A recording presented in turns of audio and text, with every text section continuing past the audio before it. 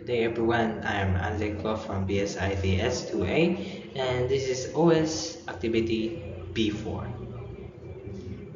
Let's see first what are the instructions. First we have number one, create a content about creating user accounts from BSIT first year to fourth year with common password for all accounts. Test all accounts by logging in the server.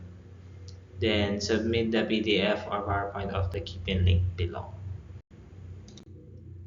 So, yung pinakauna muna natin gagawin is to create active directory accounts. First, gagawa tayo ng admin account.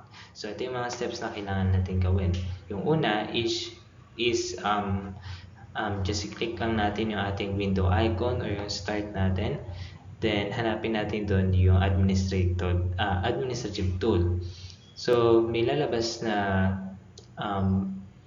menus doon at hanapin lang natin yung Active Directory users and computers. At kapag clinic natin yun, ganito yung lalabas na windows. May kita nyo sa second na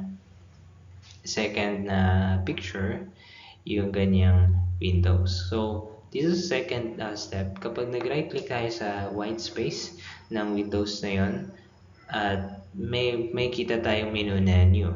At kapag pinindot natin yung user, ganitong interface yung lalabas, which is yung kung paano na gagawa ng isang account.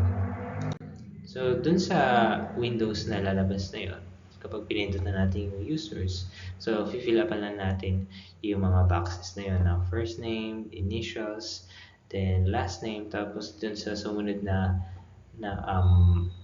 box, which is nag-auto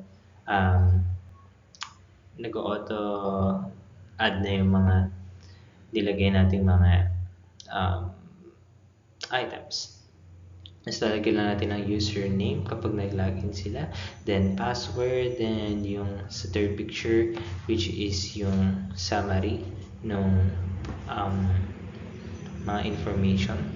Then kapag ni-right click natin, kapag gusto naman pala natin na gawin ng admin yung account na to, right click lang natin yung ginawa nating account, tapos may lalabas na windows dito sa panglimang picture na may kita ninyo.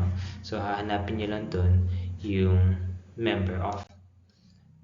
Kapag nakita nyo dun yung member of, may kita nyo kung anong member siya ng group, kung administrator ba siya or iba pang groups. At kadalasan gusto natin gawin na pero dito pala sa video na to, gusto natin na gawing administrator yung account na yun. So kapag nakita niya yung windows na to, kapag pinindutan natin yung add button, may lalabas na ganitong menu. At kapag tinype natin sa white space yung administrator or kahit admin lang, tapos check natin yung clinic natin yung check names, lalabas yung mga possible na mga related sa salitang admin. At for the meantime, yun lang naman yung meron tayo, administrator. At kapag clinic natin yung okay, tapos apply din okay, then may kita nyo na isa na administrator account yung ginawa nyong account kanina. So, kung kanina ay gumawa tayo ng administrator account, paano naman tayo gagawa ng default account, yung mga simpleng users lang natin. So, madali lang naman siya, katulad lang din siya ng steps natin kanina. So, open lang ulit natin yung Active Directory users on computers, then right click sa white space, then dun sa new, then yung user. So, kapag kapindot natin nun, mag-fill up lang din tayo ng mga boxes, ng mga information ng gagawa natin ng account.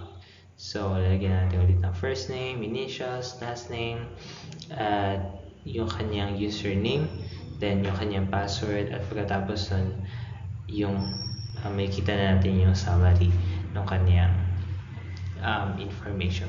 So, ganoon lang kadali gumawa ng mga accounts, no?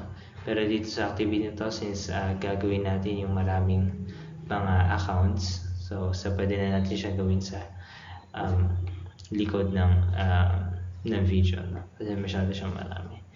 So, yun lang naman para sa